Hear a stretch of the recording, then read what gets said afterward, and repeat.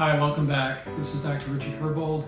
So once again, my credentials are I'm a board-certified chiropractic neurologist and board-certified clinical nutritionist. So today I'm coming to you discussing diets. Popular topic, right? So diets. Which diet is right for you? How many different diets are there, right? So you think which diet, or you might think which diet would be appropriate for me based on its name. So there's the paleo diet, there's the keto diet, there's the Dean Ornish diet, there's the McDougall diet, there's the DASH diet, there's the Mediterranean diet, there's the cabbage diet, there's the hot dog diet. What kind of diet is good for me?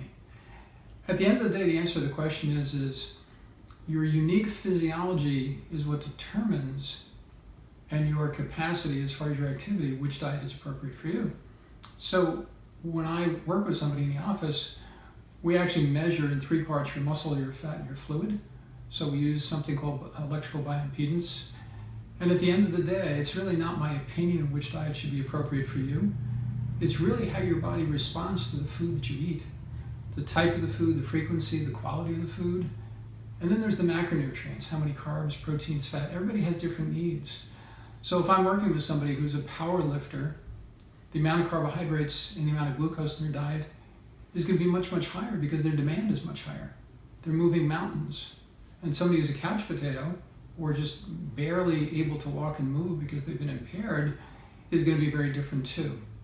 Now, at the end of the day, the quality of the food is really to a great degree, and the type of the food, and also the frequency of the food, and the combination of foods is in practicality what you have to figure out.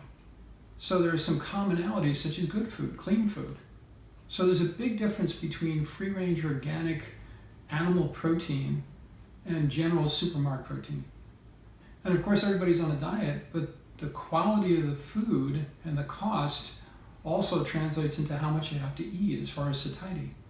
So I'm here to tell you today, to answer the question, what diet is appropriate for me?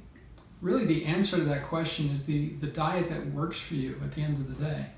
The diet that gives you the numbers and gives you the lab values that improves your general health risk.